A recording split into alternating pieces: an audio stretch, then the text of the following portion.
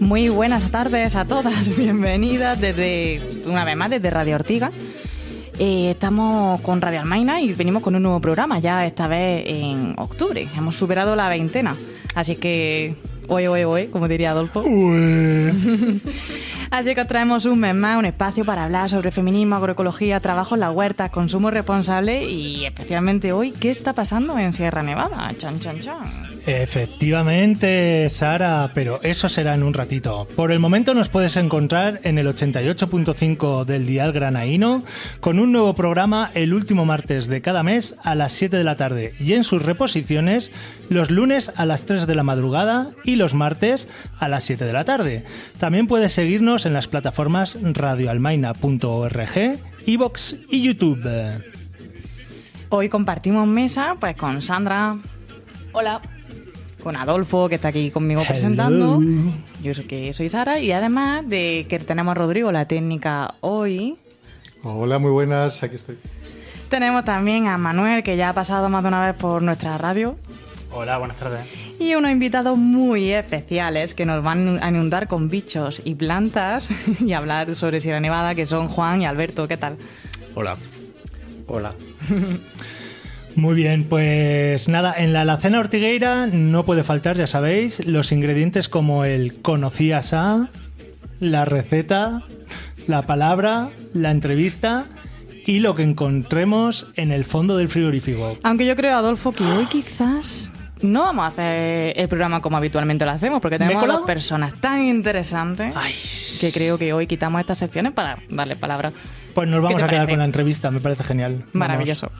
Así que bueno.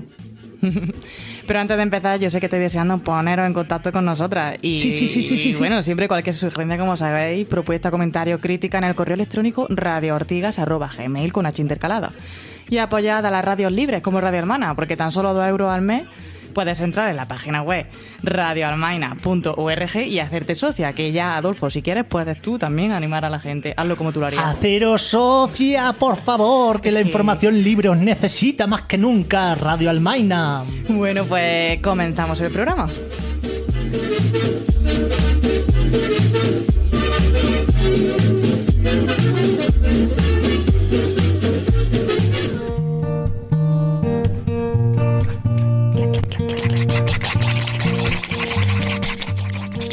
Carrusel de noticias.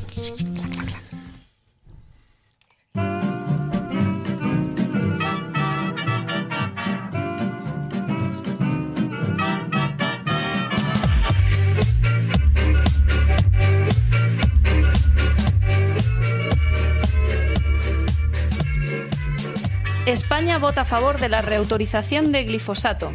Si el mes pasado nos hacíamos eco de una investigación que concluía que el 60% de las personas analizadas tenían restos de diacinón, empleado para el control de plagas, en la orina, que está prohibido desde el 2007, imaginaos cuántos años pasarán y seguirán encontrando glifosato en nuestro organismo si el resto de países de la Unión Europea, como esta nuestra gran nación España, votan a favor de renovar la legalidad de este pesticida 10 años más. La OMS lo ha catalogado como probablemente cancerígeno para los seres humanos, pero según la Autoridad Europea de Seguridad Alimentaria, el glifosato no presenta un área crítica de preocupación. Eso sí, este organismo reconoce que no han podido evaluar el riesgo alimentario para los consumidores, una de las impurezas presentes en el glifosato, que será, y la evaluación del riesgo para las plantas acuáticas. Vamos, que España, entre otros países, da por bueno este informe a pesar de sus lagunas y está dispuesta a prorrogar 10 años más este magnífico y apreciado O de glifosato. Su pesticida de confianza, tu pesticida de siempre. Dame veneno que quiero morir, pero no mates al resto ni permitas la gasificación colectiva. El movimiento WeMove.eu han lanzado una campaña de recogida de firmas para que se reconsidere esta decisión.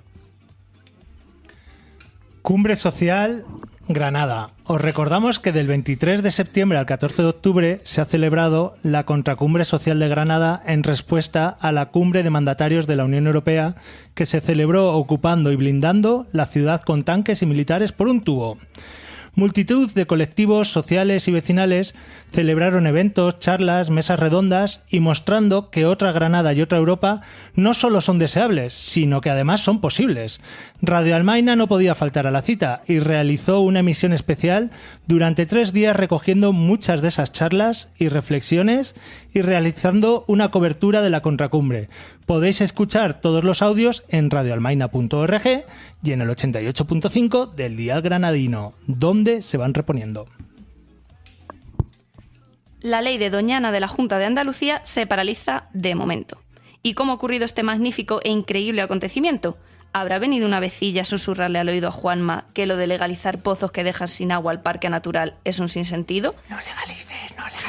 ¿Que destrozar y secar el humedal más importante de Europa, quizás, y solo quizás, no era lo más sensato? No lo sé qué es. Pues no, locas. ¿Os imagináis a Moreno hablando con un pajarraco? Ha sido por... Money, money, money must be funny in a rich man's world, como decía Adolfo. Oh yes, el Ministerio de Transición Ecológica ha desembolsado 350 millones para que al menos durante un mes lo de Doñana se le dé una vueltecilla más. Así cualquiera se hace ecologista, anda que no. Veremos en el mes que viene si poderoso caballero Don Dinero es tan fuerte como dicen.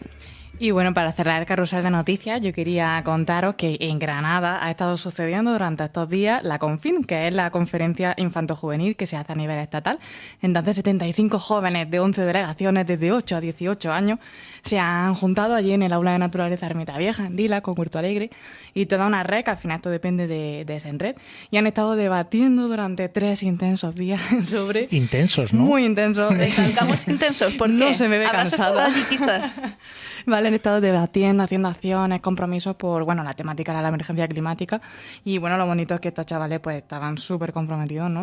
Y se llevan estos compromisos ahora a sus delegaciones, no venían solos, venían con sus profes y con sus técnicos y que también han estado haciendo una formación paralela, ¿no? De profesorado, entonces es muy interesante cómo se va formando la gente para, bueno, para motivar desde los centros educativos como comunidad educativa, ¿no? No solo el alumnado. Así es que, nada, han estado aquí reunidos en Granada y ahora se llevan todos estos compromisos por toda España. Ole, lo importante que es dar la palabra también a los peques, ¿no? Sí, sobre que todo. Tienen mucho que ofrecer. Sí, tienen muchas reflexiones muy interesantes, ¿no? Y bueno, por su lema, ¿no? Que se ha escuchado ya más veces, ¿no? Era el de si no es ahora, ¿cuándo? Si no somos nosotros, ¿quién? Entonces, pues nada.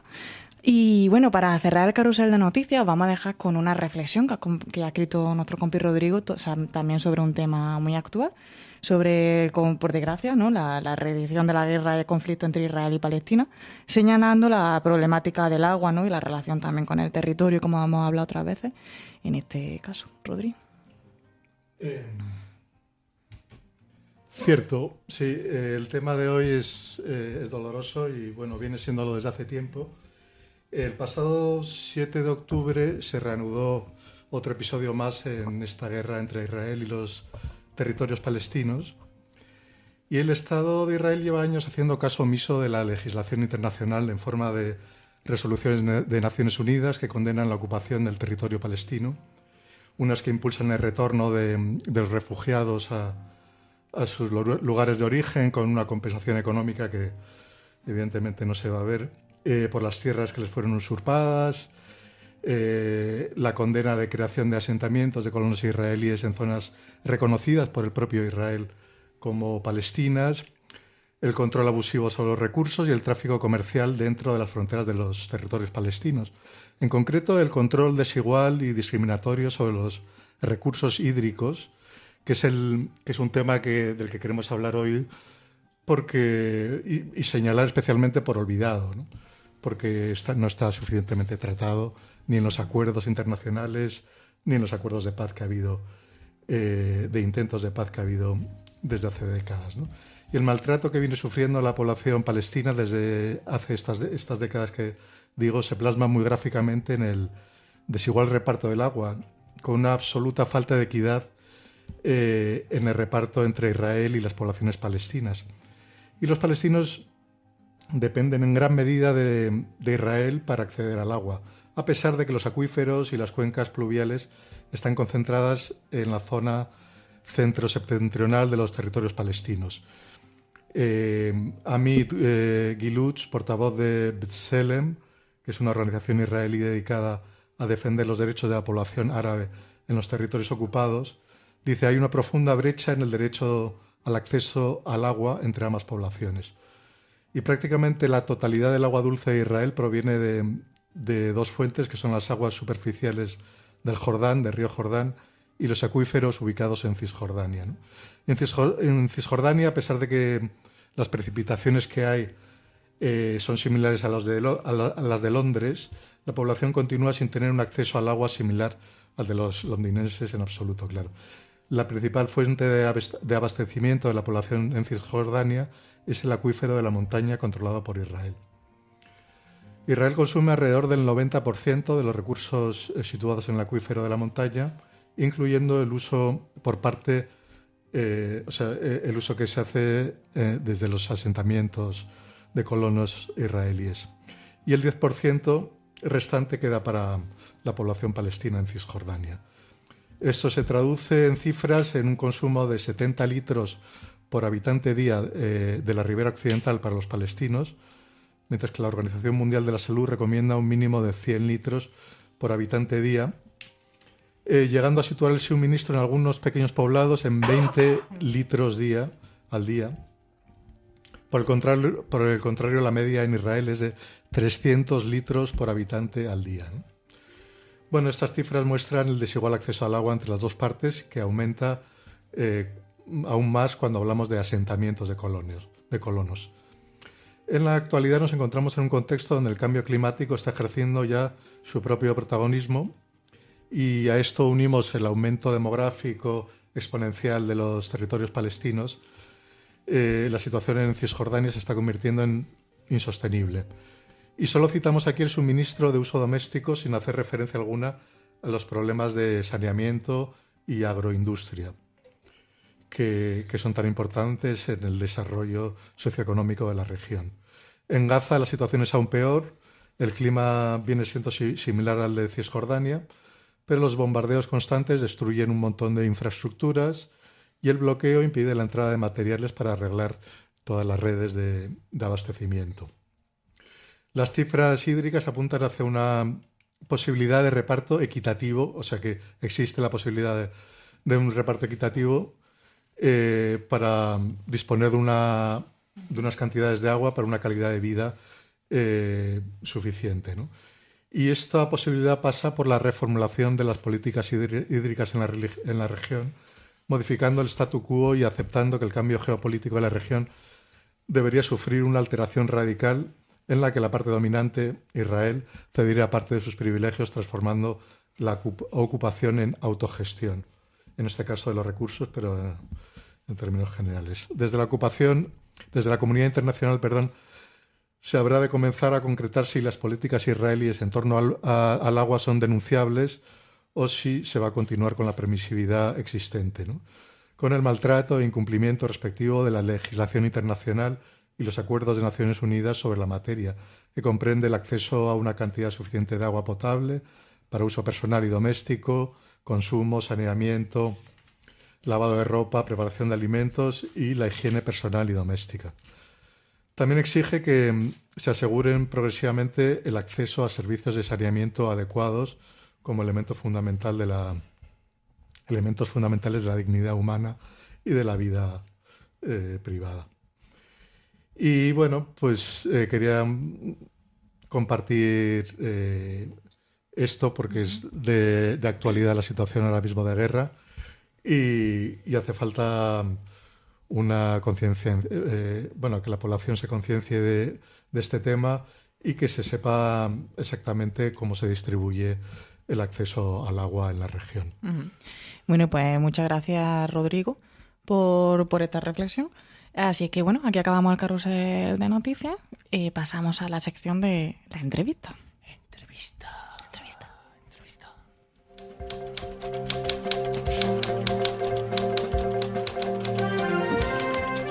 La entrevista.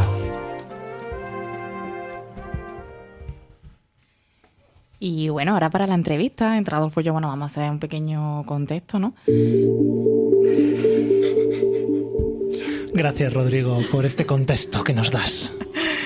Bueno, vamos a poner en contexto un poco, ¿no? La situación de por qué vienen aquí estas dos personas, por qué están aquí Alberto y Juan, ¿vale? Y es que, bueno, las huertas de ortigas se encuentran a las faldas de Sierra Nevada, que se nutren de las acequias que proceden de Sierra Nevada, ¿no? De esa montaña del sol, de Sulair, como se llamaba antiguamente. De alguna forma, Sierra Nevada y un huerto ecológico tienen muchísimo en común. En ambos espacios hay diversas especies que interaccionan. Por supuesto, salvando las diferencias de escala, pero en ambas se producen procesos ecológicos similares. En ambos se produce comida, con una diferencia. En los huertos, parte de esta comida la robamos para alimentarnos nosotras mismas. Ambos casos se tratan de sistemas altamente complejos y dinámicos. En Sierra Nevada encontramos condiciones extremas con temperaturas muy bajas en invierno y muy elevadas en verano. La temperatura del suelo puede alcanzar ni más ni menos que los 60 grados centígrados y la ambiental puede llegar a los 30 grados. Los huertos de ortigas se encuentran a las faldas de la Montaña del Sol, Sierra Nevada, y los vegetales tan ricos que nos llegan se nutren gracias al agua proveniente de estas montañas. Bueno, pues como decíamos, entonces ahora vamos a dar paso a Manuel, porque Manuel, que también pertenece a Ortigas, ya ha venido otras veces y va a ser él quien introduzca a nuestros dos invitados. Hola, Manuel. Hola, buenas tardes.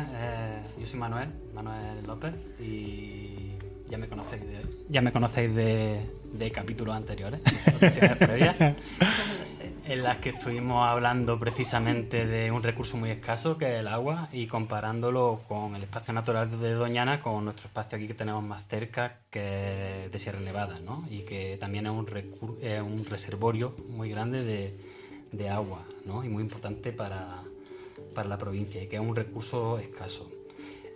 Hoy vamos a hablar también de Sierra Nevada, de esta montaña del sol, pero hoy vamos a hablar de quizás los grandes protagonistas, ¿no? que la habitan, ¿no? Y vamos a hablar tanto de estos protagonistas del reino animal como del reino vegetal, ¿no? Y también vamos a ver que son amigos y enemigos entre ellos en muchas ocasiones, ¿no? Tenemos hoy, ¿no?, para acompañarnos y para contarnos muchas cosas interesantes sobre estos temas, ya que son grandes especialistas tanto en fauna y en flora, pues a catedrático de la Universidad de Granada, el doctor Alberto Tinaud Ranera. Buenas tardes. Hola. Y al doctor Juan Lorite Moreno, que es también catedrático de botánica. Ambos comenzaron sus carreras, ya que me rectifiquen si me equivoco, pero una de sus primeras investigaciones fueron Sierra Nevada, y por tanto tienen una dilatada experiencia en este espacio, ¿no? Y quería preguntarle en primer lugar que cómo fueron estos comienzos, ¿no? ¿Qué les atrajo de esta montaña para comenzar sus primeras investigaciones en este espacio? Bueno, en mi caso empecé, como se empiezan tantas cuestiones, un poco por azar, pero la verdad es que me enganché rápidamente. Había tenido algún contacto con Sierra Nevada, pero bueno, al no ser de Granada, porque yo soy de Jaén, pues realmente mi contacto vino a través del trabajo y bueno, me enganchó directamente. Y sí, mis primeras investigaciones se desarrollaron en Sierra Nevada, ya hace unos 30 años. Muy bien. Bien, en mi caso, yo prácticamente yo nací aquí en Granada y he vivido prácticamente toda mi vida en Granada, y desde los 13 años más o menos estoy saliendo a Sierra Nevada como, digamos, excursionista, montañero, ¿no? Y eso me acercó a ir conociendo esa montaña, a tomarle cariño. Me gustaba a mí realmente toda la naturaleza. A mí me gustaba una piedra, una serpentina, como me gustaba un cuervo, como me gustaba una mariposa, como todo eso. Y en mí nació, con el paso de los tiempos me he dado cuenta que nació un deseo de una montaña que básicamente era desconocida por parte de mi compañeros, amigos y podría decir en general los ciudadanos de Granada por lo menos. Pues nació el deseo de conocerla para enseñarla.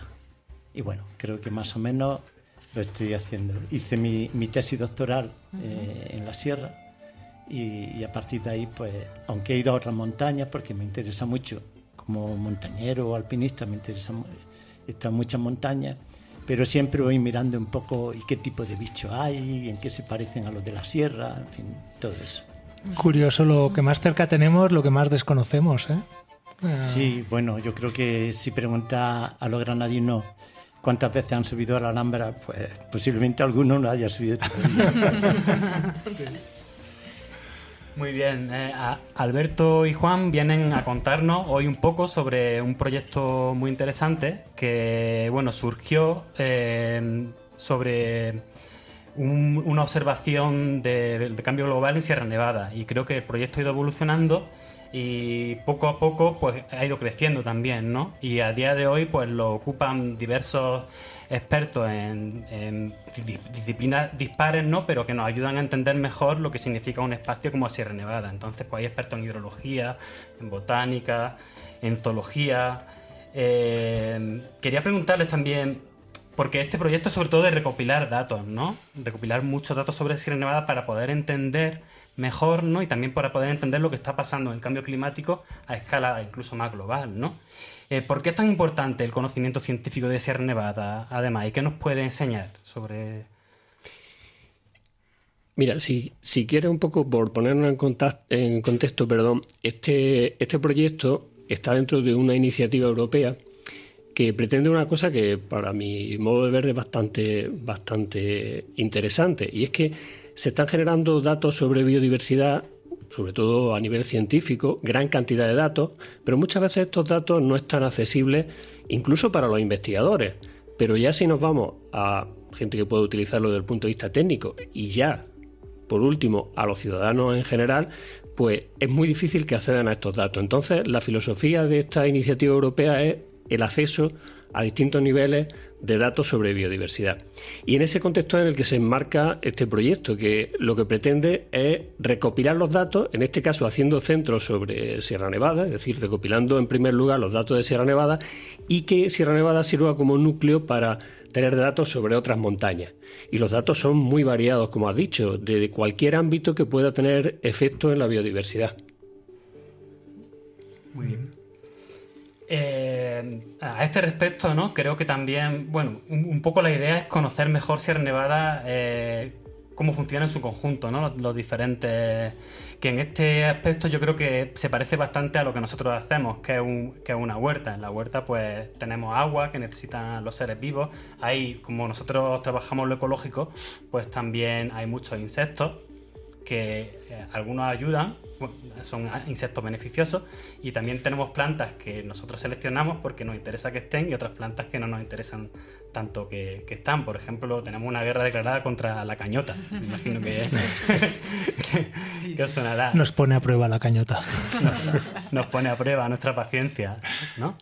Y en este caso, la adaptación en Sierra Nevada, me resulta interesante preguntaros sobre cómo las especies que viven en un ecosistema, como hemos visto, tan extremo, ¿no? Con temperaturas tan elevadas, con inviernos tan duros y veranos tan cálidos, ¿qué mecanismos, qué estrategias han utilizado las especies para poder adaptarse a estas condiciones, ¿no? Tan...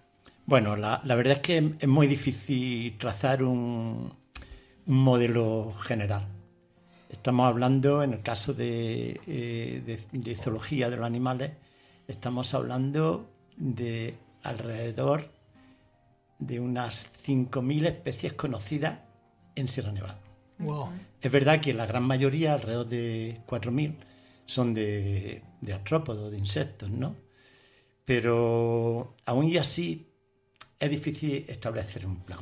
En cualquier caso, hay, digamos, unas condiciones muy singulares de Sierra Nevada que le afectan a todos por igual, a un pájaro, a un escarabajo y a una mariposa, ¿no? Y en ese sentido se pueden producir algunas convergencias que intentan paliar esas circunstancias que podían ser negativas para la vida, al menos en zonas más bajas esas circunstancias no se dan, ¿no? Y Y en ese sentido, en los insectos sí que podíamos ver un modelo un poco general de morfológicamente cómo suele ser la mayoría de los insectos que vemos en la alta montaña. Las características en las que yo ahora mismo estoy pensando, aparte de la estacionalidad tan marcada, verano e invierno. Cuando llega el invierno, pues quien puede salir volando... Se larga, ¿no? Se larga. Y en verano también, ¿eh? De Granada. Y también, pero arriba en la sierra no. Un poco menos. Es un buen momento o era un buen momento. Ahora mismo la situación está un poco más difícil, ¿no? Pero bueno, en cualquier caso, en invierno se quedan algunas especies que son capaces de vivir en un ambiente de grandes borrascas, de temperaturas por debajo de los 10 grados, vientos superiores a los 60 o 70 con una cierta frecuencia, una capa más o menos, en el plano ideal, una capa más o menos continua de nieve. Bueno, pero todo eso lo superan con diferentes estrategias. En el caso de los insectos, lo que más les afecta son las altas radiaciones de ultravioleta que existen. Estamos muy meridionales, es decir, el sol cada vez, digamos, nos va a dar más perpendicular, por tanto la energía solar va a ser mayor cuanto más nos acercamos al ecuador. Y aparte estamos altos, con una atmósfera, digamos, relativamente limpia, con lo cual, sobre todo el ultravioleta, entra a cañón. Y el ultravioleta, ya sabemos, nosotros no echamos crema, pero los insectos no se pueden echar crema.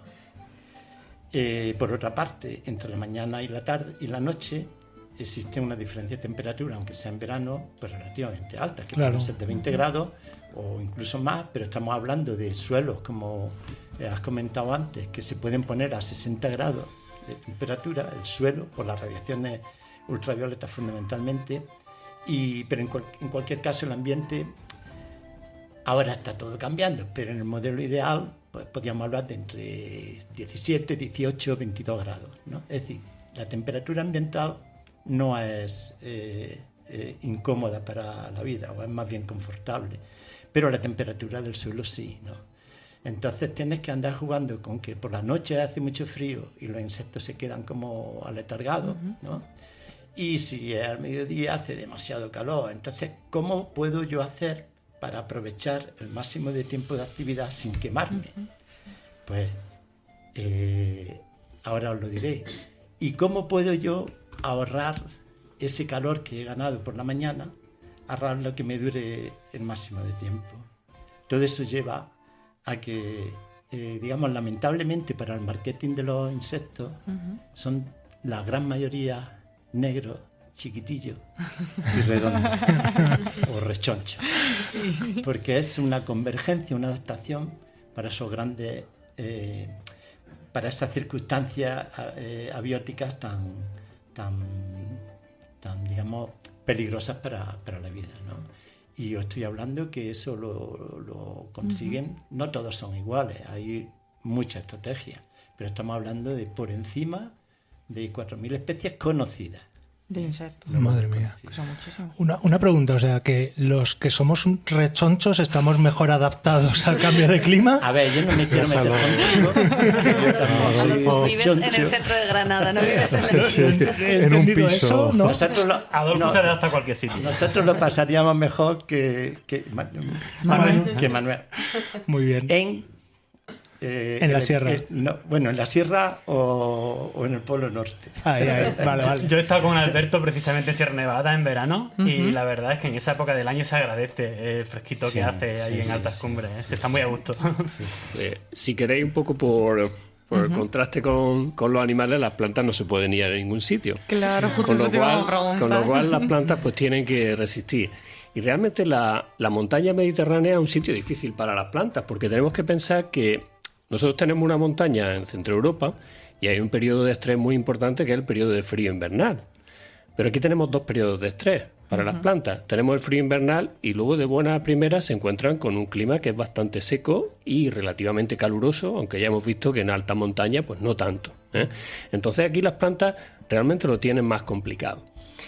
¿Qué es lo que una de las estrategias que más nos llama la atención cuando subimos a Sierra Nevada? Vemos que todo tiene a tener forma como de almohadilla. Sí. Todo tiene que tener esa forma redondita una vez más. ¿no? Entonces, bueno, ¿qué consiguen las plantas con esa forma redonda? Pues en invierno consiguen protegerse del frío.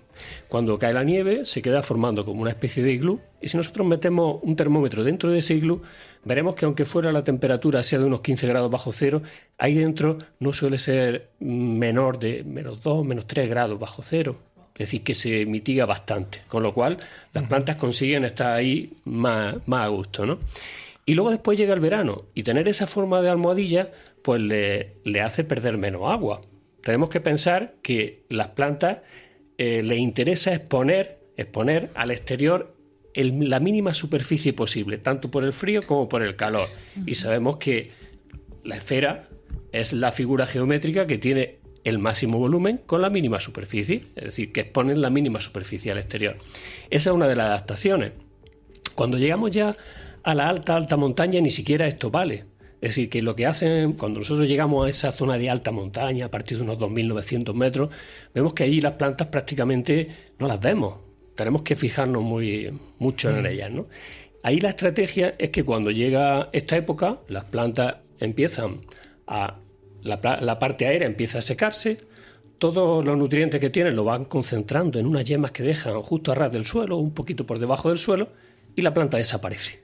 Entonces ahí cae la nieve, la planta está escondida ahí debajo, y cuando llega la próxima temporada pues vuelve a aparecer, ¿vale? Es decir, que esa es la estrategia que tienen las plantas. Luego después, como decía Alberto, cada planta tiene dentro de eso su estrategia. Es decir, tenemos que tener en cuenta que por un lado tenemos en Sierra Nevada plantas que son mediterráneas, es decir, que tenemos tomillos que están adaptados a la alta montaña, más mediterráneo que un tomillo, pues pocas cosas, o una jerista, ¿no? Es decir, plantas que son muy mediterráneas, que digamos que se han adaptado a esas condiciones particulares. Y luego tenemos plantas que nos han llegado en otros momentos de la historia geológica de Sierra Nevada, y que es muy curioso, o sea, la historia geológica nos explica cómo han llegado aquí, pero lo verdaderamente curioso y particular de Sierra Nevada es que tiene unas condiciones tan particulares y tan variadas que ha permitido que lleguen aquí y que nos encontremos una planta que está aquí en Sierra Nevada, en Pirineo, en los Alpes, y llega, por ejemplo, al Círculo Polar Ártico. Entonces, esas especies que llamamos ártico-alpina, es decir, que tiene una distribución alpina, y eso es muy curioso que esté aquí en Sierra Nevada. Y que todo eso se junte en el mismo espacio, pues es lo verdaderamente singular. ¿Podrías explicarnos la importancia de los endemismos o el interés de los endemismos en Sierra Nevada, y si hay alguna equivalencia al endemismo en los vegetales, en los insectos? Bueno, pues en Sierra Nevada depende de cómo lo contemos, depende de cómo contemos los endemismos, esto resulta un poco curioso.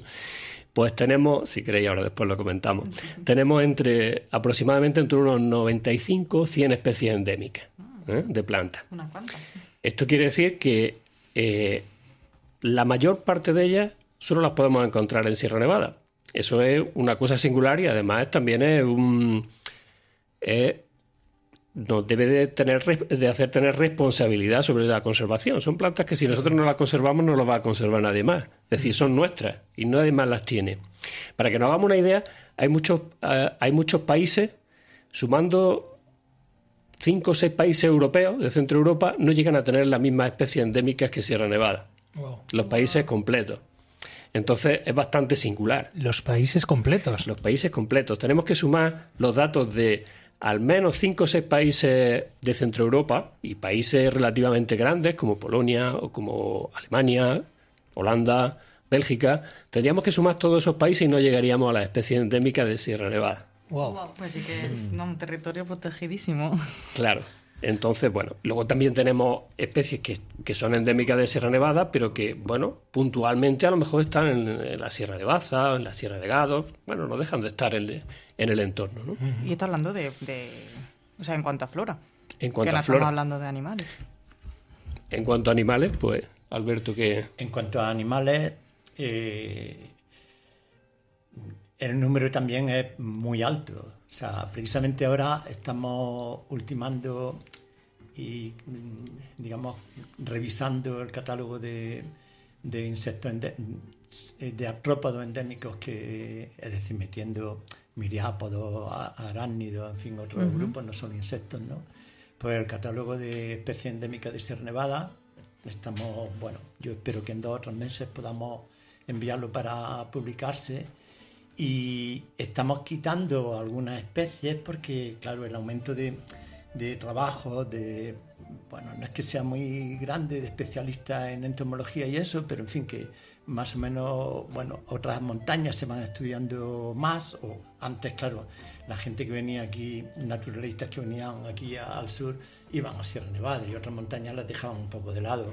Ahora ya pues, se están, digamos, repartiendo un poco más, ¿no? Entonces hay especies que antes se consideraban exclusivas de Sierra Nevada y ahora se ha visto que no, que están también en otras montañas. Bien, pues con lo que estamos quitando y añadiendo, andamos por alrededor de los 175, 176 especies de artrópodos endémicos exclusivos de Sierra Nevada. Madre mía. Pero no ya solo especies, que es importante, ¿no?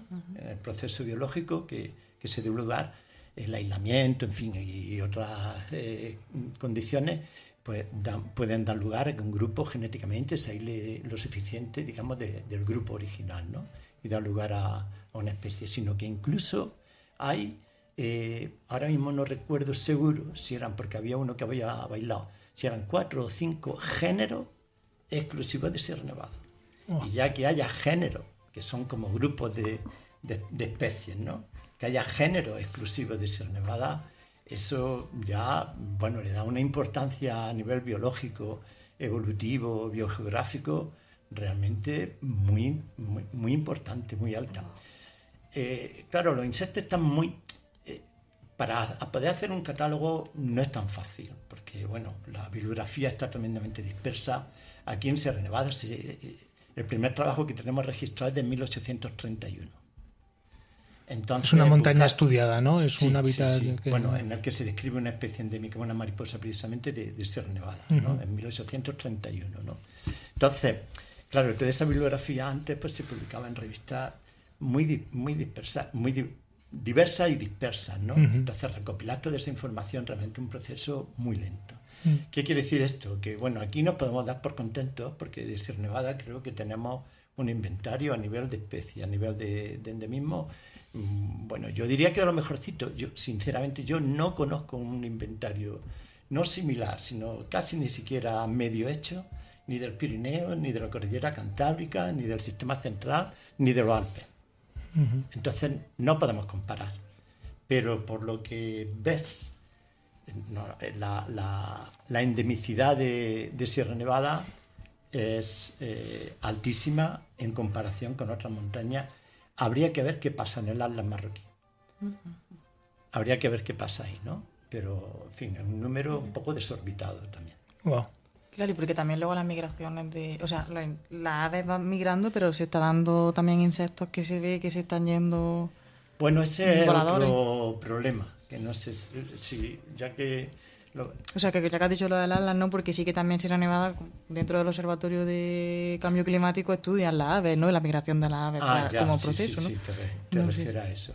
Bueno, pero ahí a nivel de aves no hay nada singular. Claro, y con los insectos... Quizás para el sur sí hay algo singular porque tienes el acentor alpino, que es una especie de las que podríamos decir de tipo de distribución alpina, y que desde el sistema central no se vuelve a encontrar hasta que no está aquí en Sierra Nevada. Tiene el roquero rojo, que es una ave muy bonita además y que viene en el verano, muy escasa. Entonces, muchas veces, bueno, yo hay años que no la veo, ¿no? Es decir, a nivel de aves no hay, a ese nivel de endemicidad no hay cosas tan singulares. Hay una muy buena población del águila real, ¿no? Ahora se está metiendo el quebrantahuesos, pero no es nada exclusivo de Sierra Nevada. Pero los insectos se está viendo que también migran a... Algunos sí, ¿no? Pero esos no producen endemicidad.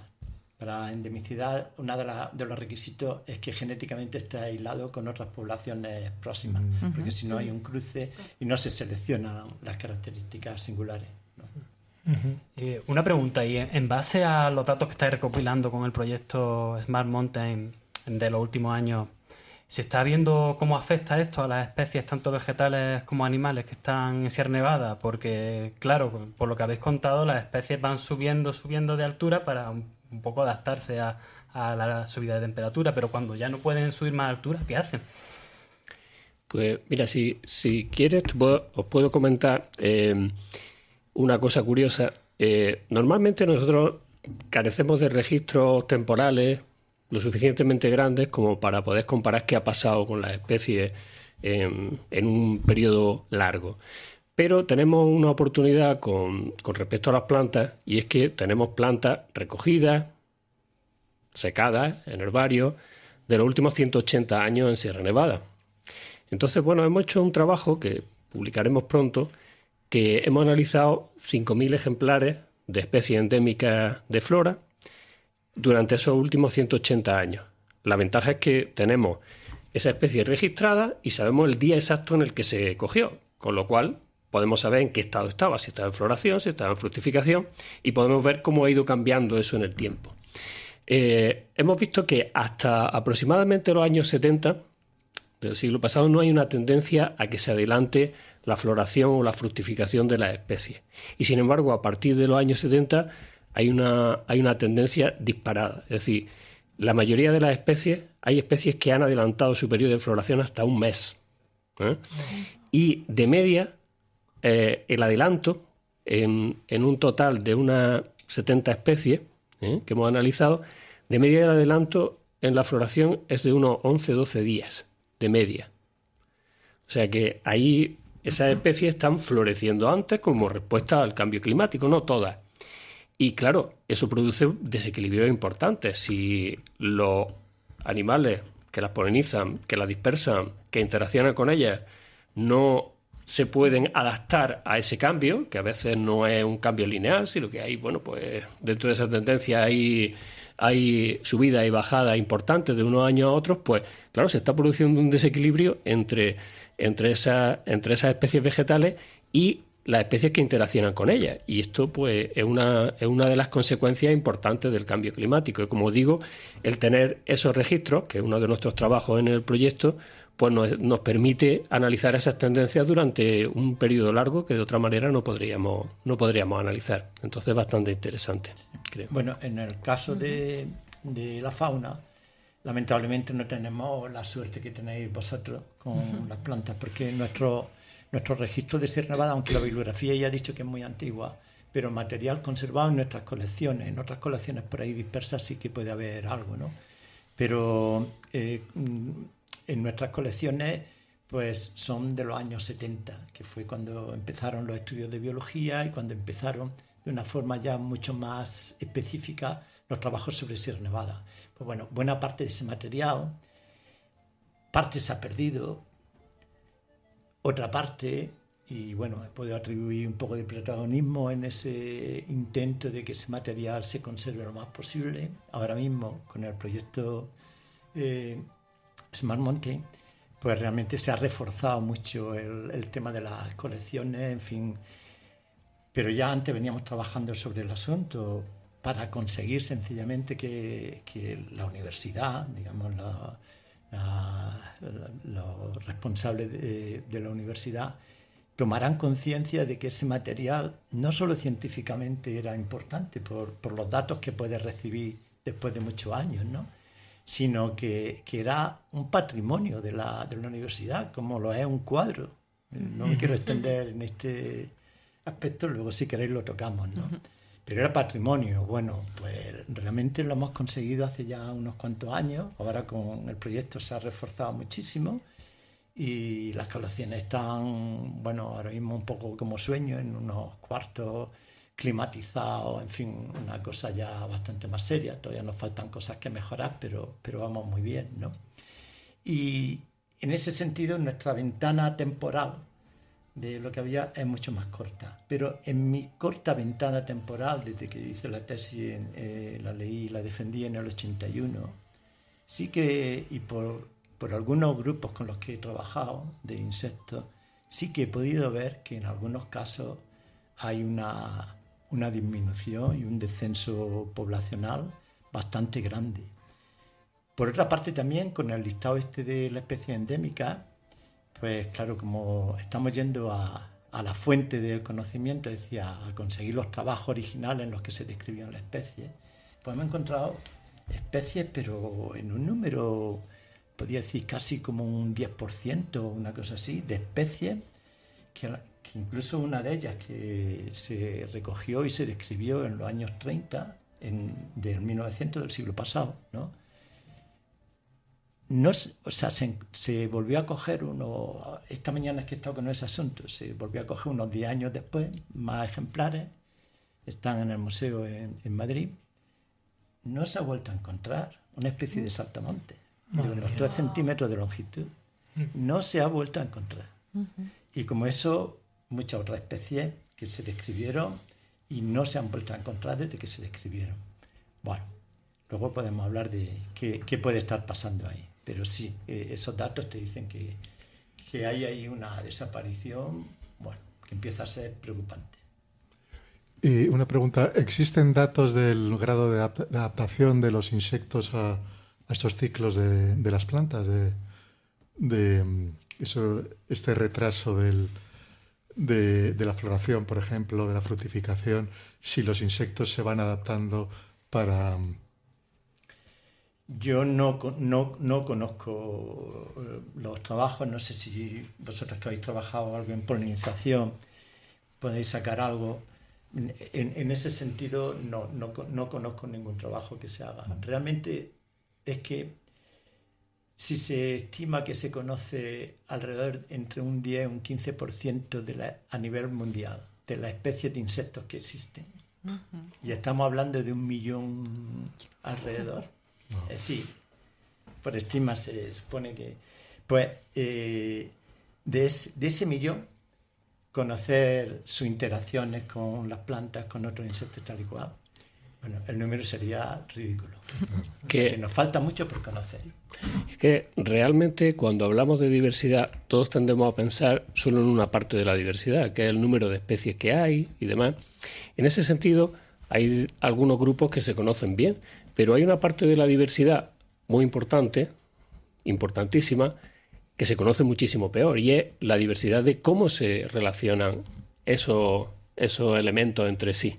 Eso es una parte importantísima de la diversidad, y ahí sí que estamos en un conocimiento, pues estamos como los naturalistas del siglo XVII, o incluso peor.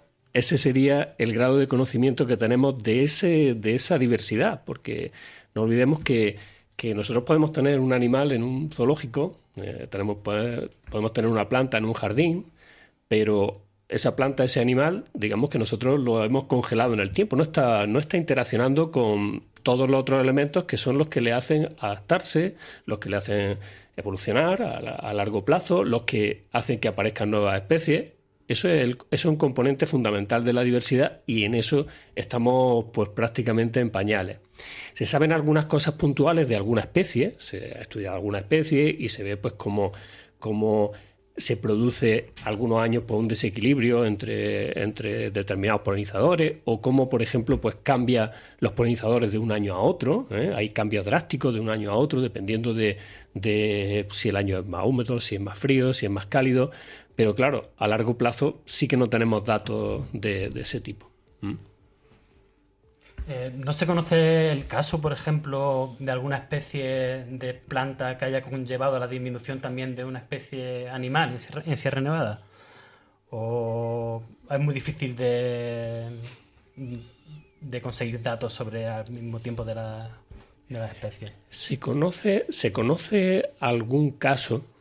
Quizá Alberto te pueda contar más sobre eso. Hay una mariposa endémica de Sierra Nevada, Agriade, puede ser Agriade Zulichi, que bueno, pues se alimenta de una especie que también es endémica de Sierra Nevada. En este caso es una subespecie endémica de Sierra Nevada y que bueno, pues está en regresión, y supongo que al estar en regresión pues también es uno de los motivos por los que esta especie de mariposa, que esta planta es la planta nutricia de una de las fases de esta mariposa, pues está en regresión también.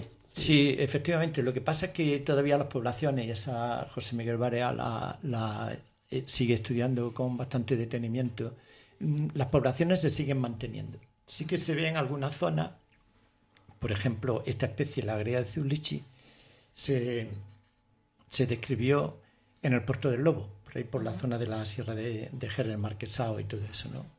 Bueno, pues el Puerto del Lobo ya no es lo que tuvo que ser, porque su planta hospedadora ya no está ahí. Entonces tú vas ahora mismo al Puerto del Lobo y salvo que muy casualmente, porque además es una especie que suele quedarse en el grupito donde está la planta y no se mueve mucho más para allá, allí no está.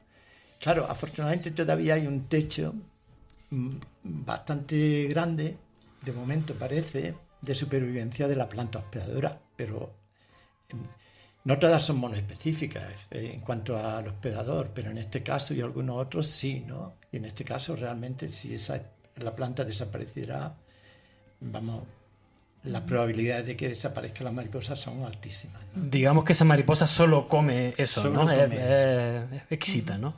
Sí. Su larva. El adulto puede alimentarse de lo que sea, pero la larva se alimenta solo de la... Bueno, yo siempre le digo vitaliana primuliflora, pero no se llama así. Androsácea vitaliana. Sí. Androsácea vitaliana. Una planta. Tenemos Estos nombres raros que... No, tenemos una curiosidad especial por una hormiga, que hemos oído hablar de una hormiga que es esclavista.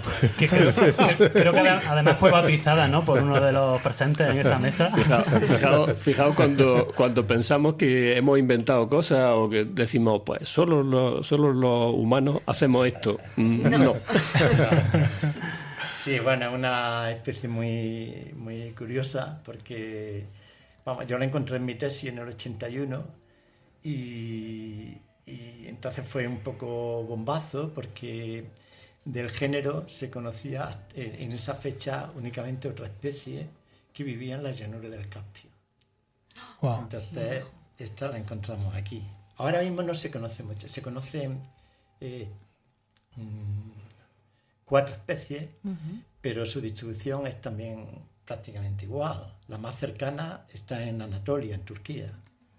Las otras 2 especies están en el Caspio y en las llanuras de Kazajstán, ¿no?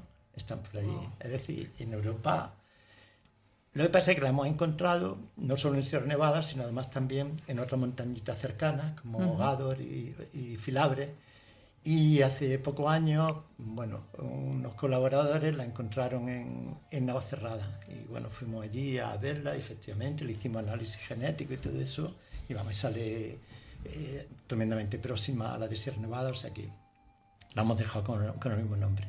Entonces, aparte de esa curiosidad, sí, es una especie esclavista, que quiere decir que ella vive claramente a expensas del trabajo de otra especie, de hormiga. Esto me suena, ¿no? Entonces, sí. Además, una especie que muchos detalles, pero quizás no haya tiempo para eso, es un poco perversa, ¿no?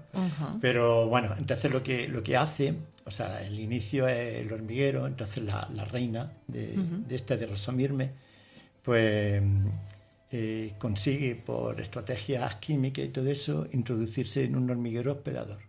Entonces, de la especie hospedadora, que se llama Proformica, una especie muy frecuente en la sierra, ¿no?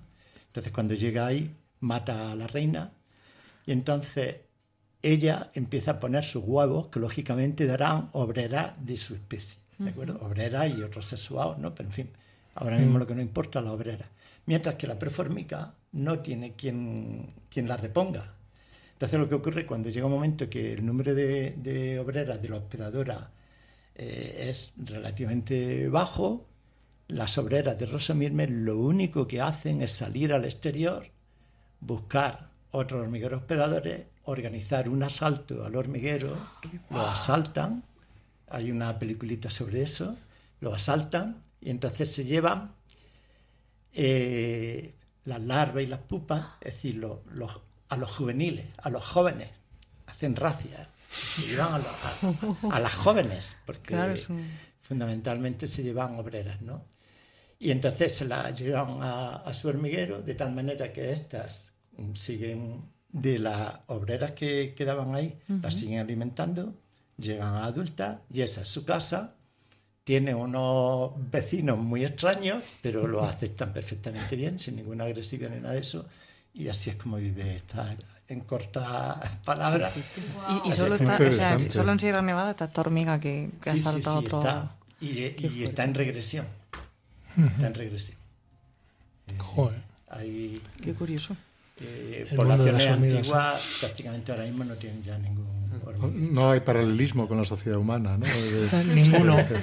No. Yo, pero es súper curioso porque yo he dicho que son perversas, yo creo que nosotros somos más perversas. Sí, no, digo en cuanto a la regresión. No, todo lo contrario, ya lo vemos claro. Bueno, pues yo hay una cosa que habéis comentado y que vosotros estáis aquí en Radio Ortigas justamente gracias a una ex ortigueira, Inés, que estuvo también participando en el programa, nos habló del proyecto en el que estaba participando y que nos encantó. Entonces me gustaría también que hablaseis un poco de esa divulgación, ¿no? De ese resultado un poco más para la población que no tenemos tanto conocimiento, y que Inés justamente está haciendo unas ilustraciones que ya están colgadas en la web y que son una pasada. Sí, efectivamente. Es que una parte muy importante de estos proyectos, como he contado, es primero hacer ese primer acercamiento que hace la gente con materiales que son muy divulgativos. Es decir, el entrar en la gente trabajando las emociones y trabajando ese primer contacto, que puede ser estético, que puede ser fomentando la curiosidad de alguna forma, pues es lo que se está consiguiendo con esos materiales.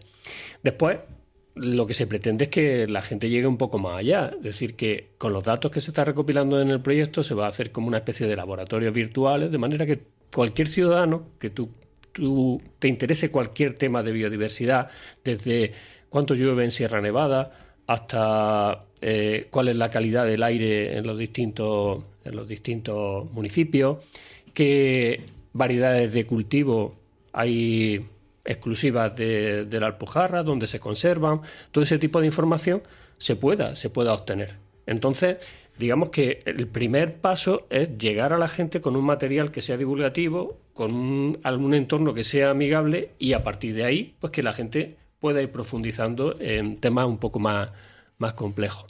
Y bueno, el contar con profesionales de la divulgación pues es fundamental, porque nosotros no podemos hacer todo, y cuando lo hacemos normalmente lo hacemos mal. Bueno, aquí lo estáis haciendo muy bien, está fantástico. Bueno, un investigador debe de ser un buen investigador. Si además es capaz de contar lo que está investigando, pues muy bien, pero hay un punto en el que nosotros tenemos que dejar paso a los profesionales que de verdad se dedican a la divulgación. Y en este caso, contar con gente como Inés pues es fundamental. Sobre todo, gente que tenga la sensibilidad de ver nuestra parte de investigación, sea capaz de traducirla a ese lenguaje que es mucho más asequible a la gente. Y no es una cuestión fácil, porque muchas veces nuestro lenguaje es bastante críptico, bastante oscuro para la población en general, y entonces hacer ese trabajo no siempre es sencillo.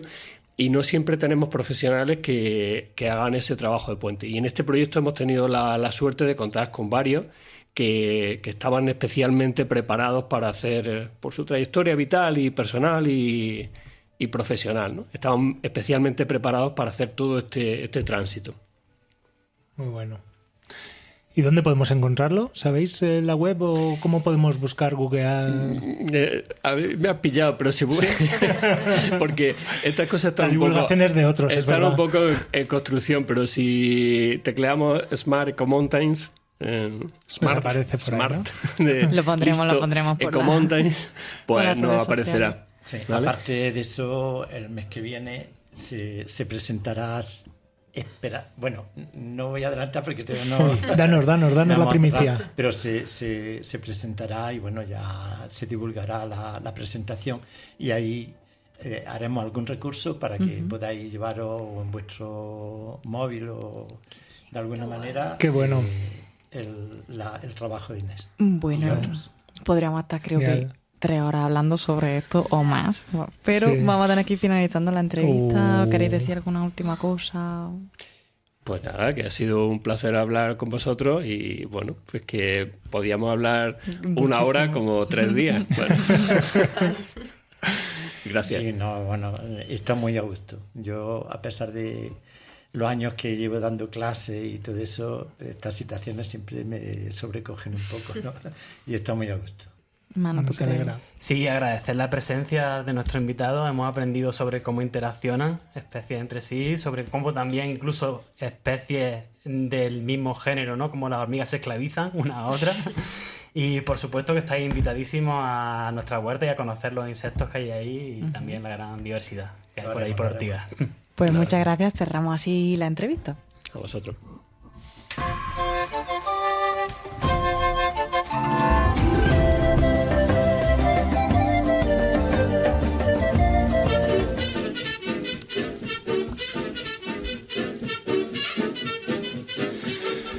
Ay, ay, ay, pues así llegamos ya al final del programa de hoy.